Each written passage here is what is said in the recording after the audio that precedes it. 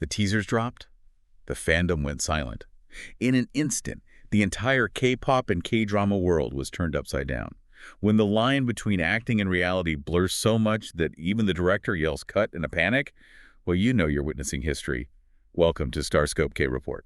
Join Eric and Minji as they ride the Hallyu wave, uncovering the biggest K-pop comebacks, shocking industry controversies, and major K-drama updates. From internet-breaking rumors to historic chart milestones, we dive deep into the world of Korean entertainment. So today we have a really massive mission for you. We're going on a deep dive into the kind of explosive, just screen-melting on-set chemistry that is currently breaking the internet. Oh, completely shattering it. Yeah. Right. And we aren't just talking about, two actors looking good together on a poster. Yeah. We are looking at the kind of magnetic pull that actively drives global Hallyu tourism, rewires how audiences perceive reality, and as we are seeing right now, spills over into some genuinely shocking real-life scandals. Yeah, and to really unpack the psychology behind this, we have a massive stack of sources on the table today. A huge stack. Seriously. We are pulling from Koreaboo exclusives, deep dive Star News interviews, these massive Reddit fan theory threads, and even an academic case study from the International Journal of Science's Basic and Applied Research. So we are going to figure out exactly what happens when K-entertainment gets just a little too real. Let's start with the massive headline story that is basically dominating the timeline right now. SBS just released a mega hit called My Royal Nemesis. Which some international sources are actually translating as Beautiful World, just so you know. Right, exactly. And this show hasn't just been successful. It achieved a literal all-kill in the ratings. Which is insane. Like, an all-kill is the ultimate milestone. It really is. To put that in perspective for you, an all-kill means it didn't just do well on TV. It simultaneously hit #1 on every single major viewing metric. Live broadcast, streaming platforms, social media buzz, brand reputation, literally everything. Wow. Yeah. 10 consecutive episodes at #1, peaking at an 11.8% domestic rating. Yeah. And it completely topped the June brand reputation survey. The hype around this is staggering, but when you look at the narrative engine driving it, the obsession makes complete sense. Oh, for sure. The plot is this brilliant collision of eras. You have this legendary, notoriously cruel Joseon dynasty villainess named Dan Sim, right? And she suddenly wakes up in the body of a struggling modern-day actress, Shin Seori. Played by the incredible Ji-yeon. Exactly. Ji-yeon is just flawless here. And she immediately crosses paths with Cha Se-gae, played by Nam-jun. He's a ruthless cable, one of those ultra-wealthy heirs to a massive South Korean family conglomerate who basically controls the economy. Right, a classic trope. Yeah, the premise alone is a fun trope, but the execution on screen is just, well, it is something else entirely. And here is where it crosses from a hit show into actual industry history. Because official statements from the show's director, Han Tae-seop, and the writer, Hyun-ju, just dropped in a Star News interview. Oh, this interview was wild. It was. The director admitted that the real-life chemistry between Ji-yeon and Nam-jun was so intensely powerful, they actually panicked in the editing room. Wait, they actually panicked? Yes, literally panicked. They had to manually tone down the footage just to maintain a family-friendly television rating. He stated that the sexual tension was so palpable that even a simple silent two-shot of them just standing in a room together created this overwhelming, almost inappropriate romantic atmosphere.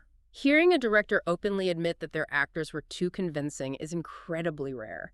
Naturally, domestic Korean netizens, the K-nets, along with international fans, are just losing their collective minds over this. Oh, Twitter is a mess right now. A total mess.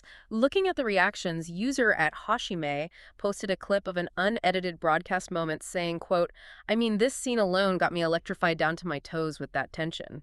That is intense. Right.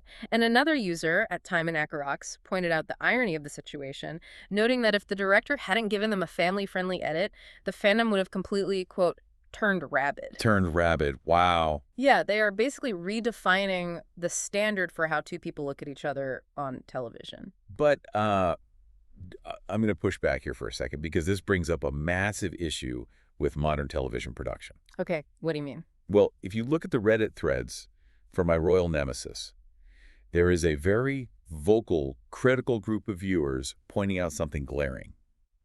One user rated the chemistry an 8.5 out of 10, but asked, what about the massive plot holes? Ah, the plot holes. Right. For instance, what actually happened to the real Dan Sim who got sent back to Joseon? Are we just ignoring the fact that a young woman was completely evicted from her own body and consciousness? I mean, it is a valid question. It is. Doesn't this reliance on chemistry make for incredibly lazy writing? If writers know that top-tier visuals and actors can carry an entire series just by staring intensely at each other, why bother finishing the structural logic of the script? It's like the chemistry between Lim and Hayo is a blinding camera flash. It's so bright it completely overexposes all the plot holes in the background.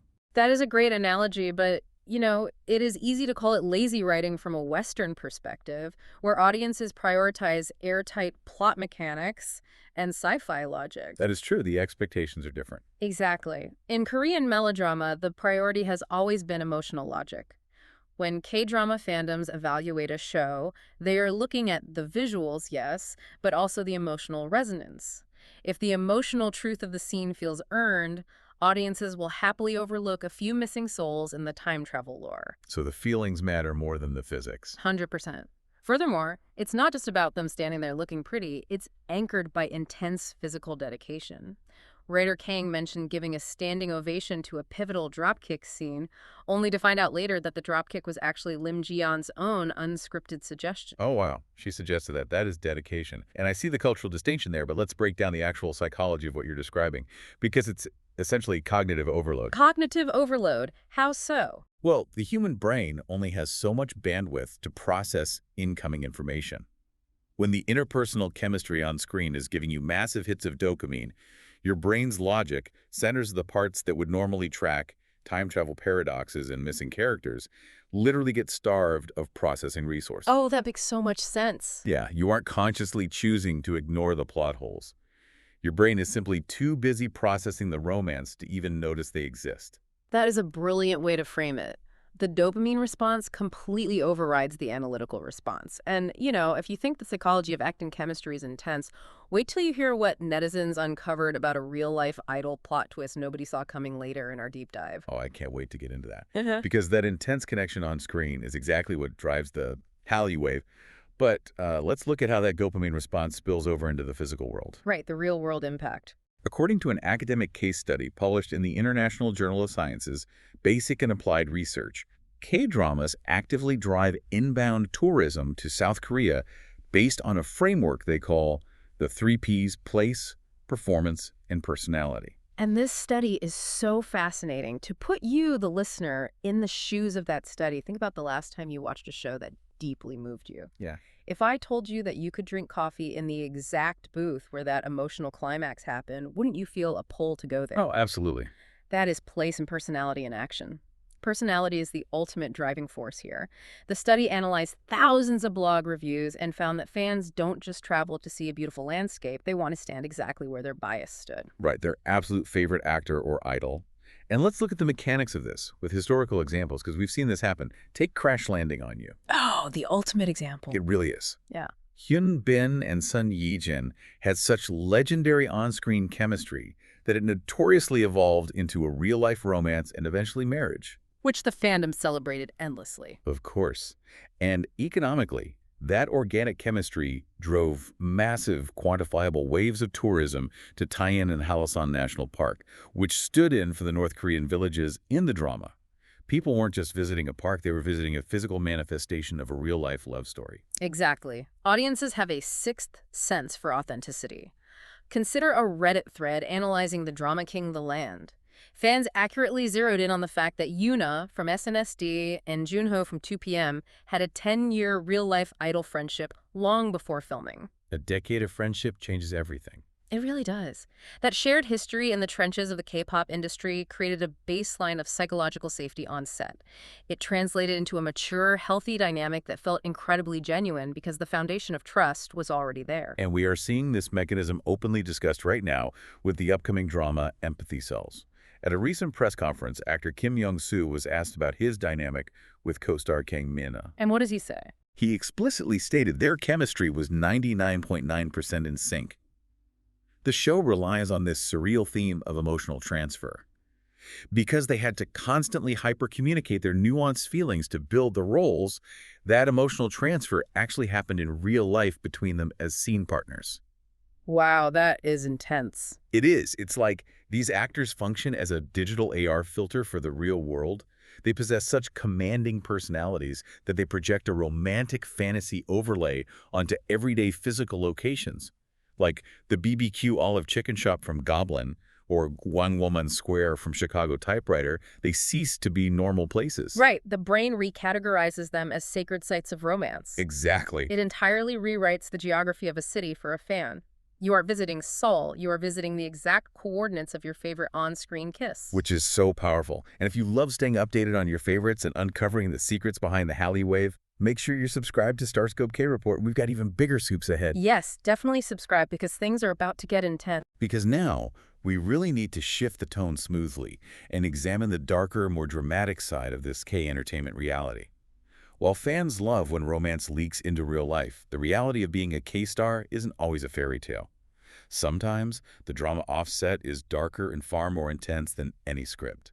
This is where the fantasy becomes a nightmare for the artists. The obsessive love that drives a fan to visit a filming location can mutate into a toxic entitlement to the artist's private life. It really can. Oh. Let's look at the facts of a recent, truly heartbreaking situation involving BTS's V. Yeah. He was overseas recently, attending Paris Fashion Week. Right. And he posted a screenshot on Weverse, the global fan community app, from his actual sleep tracker. The data was just alarming. Only 2 hours and 27 minutes of total sleep. Oh my God, that is nothing. Nothing. His sleep efficiency was at 82%, and his bodily stability metric literally read, "Warning." He literally had to use the platform to beg fans to stop crowding the front of his hotel so he could just get a few hours of peace. It is just so frustrating for the fandom to watch. To understand why stan culture reaches this level of delusion, you have to look at how parasocial relationships are structurally engineered. How so?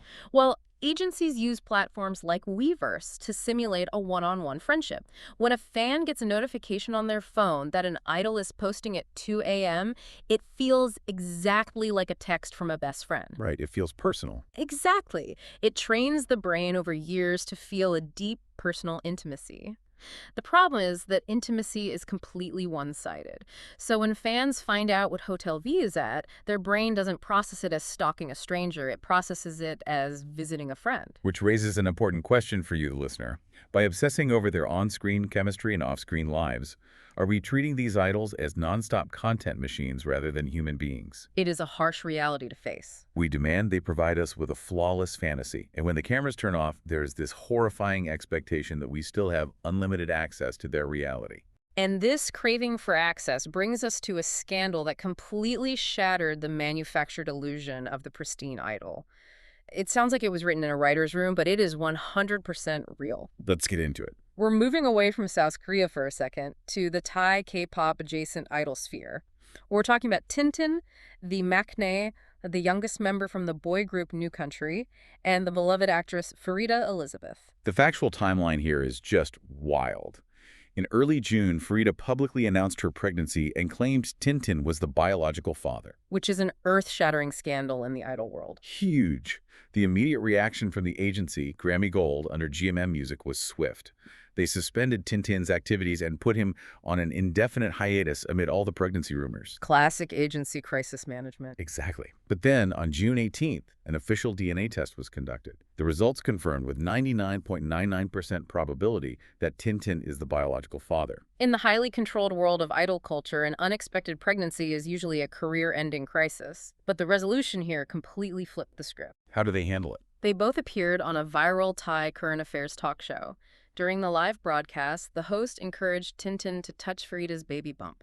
And right at that exact moment, on live television, the baby kicked. No way. The timing on that is unbelievable. Right. And they publicly committed right then and there to sharing the responsibilities and maintaining a healthy co-parenting relationship. The fandom reaction went from absolute outrage to just overwhelming supportive relief. The contrast here is fascinating. You have K-dramas carefully editing out too much chemistry to keep a pristine image, and then you have a live television broadcast displaying the raw, unscripted humanity of an unexpected pregnancy. It proves that while audiences love the polished perfection of a drama like My Royal Nemesis, what they're actually starving for is real, genuine emotion. When the illusion broke and they saw Tintin stepping up as a human being rather than a heavily managed idol, they respected the authenticity of it. People want reality. Exactly. Hit that subscribe button so you never miss a KT update because, as we just saw, reality is constantly rewriting the script. It really is. And that shift in audience craving from manufactured perfection back to raw authenticity is exactly what is defining the 2026 K-drama landscape right now. Oh, for sure. If we look at a great breakdown by the YouTube reviewer KDrama, we can see this philosophy playing out.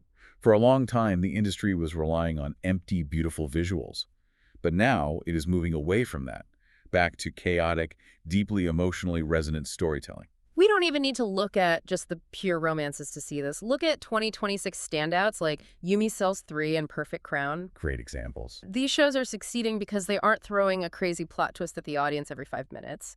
Yumi Cells 3 is being universally praised for portraying realistic love and the genuine, unglamorous process of healing a heartbreak. It's so relatable. And Perfect Crown gives us a comforting, simple contract marriage trope in a modern constitutional monarchy, but it anchors it in natural character growth. It's happening in every genre. Even a massive action upgrade like Bloodhounds 2, where they were taking on a global boxing syndicate, is anchoring its crazy fight scenes in the heavy emotional weight between the characters. Exactly. Or take Wonderfools. No. It is this refreshing, totally absurd take on awkward townspeople suddenly getting superpowers. The premise is ridiculous, but the character dynamics are so grounded, you invest in them completely. What ties all of these 2026 shows together and what connects right back to the director's panic over My Royal Nemesis is the realization that audiences are tired of the plastic polish. They want relationships that feel dangerously real. They want chemistry that feels like it could shatter the screen. Which leaves me with a final lingering thought for you, the listener, to ponder. Think about this. When an actor's performance is so brilliant and their chemistry so potent that it manipulates your very real emotions, does our brain lose the ability to separate the art from the artist? That is a heavy question. Perhaps the reason we invade their privacy at hotels or demand they date in real life isn't just born out of pure obsession. Maybe it's because their art is so convincing, it actually rewires our reality. Our own empathy weaponizes against us until we truly can't tell where the script ends and the human being begins. Wow. You've been listening to Starscope K-Report, where Eric and Minji bring you the stories shaping K-pop, K-dramas, and the global Hallyu wave. Thanks for tuning in, and don't forget to subscribe for more stories that keep the stars shining.